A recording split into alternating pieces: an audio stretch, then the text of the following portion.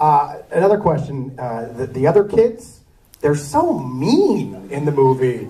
How were they to deal with on set? Were they all nice kids, or did you go out and cast a bunch of mean kids? No, they were the nicest. Actually, they did not want to be mean. They're like, I don't want to say that to him. And I was like, okay. So they were very, very, Freddie is one of the nicest. Actually, Little Boy was a little bit meaner than Freddie. So Freddie, the big boy, he was one of the most nicest, gentle souls I've met. He was so nice, like he still is.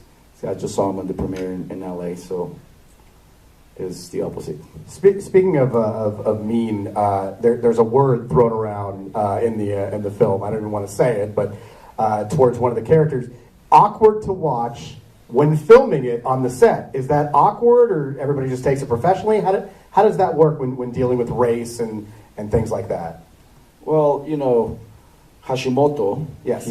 He's born and raised in Japan, and he was part of, his father was part of the whole World War II. So, the relocation camps, his father went through that. So for him, it was very sensitive, but he understood that it was very important to be brought out, and thanked me, because he said that very few films really, noticed or put attention to when, the relocation camps happen. And there's one line that he said it with very, very passion when he says, I have the face of the enemy.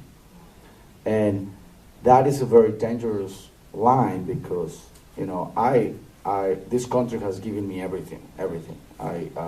Mexico it's a tough, when I was being raised in there, making movies in Mexico was like out of the question. That's why most of the Mexican filmmakers move here. Right now, it's a different thing.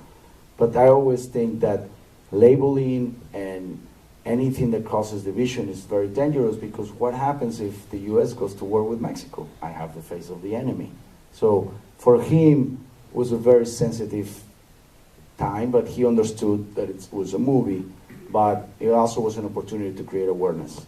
So he took it very serious.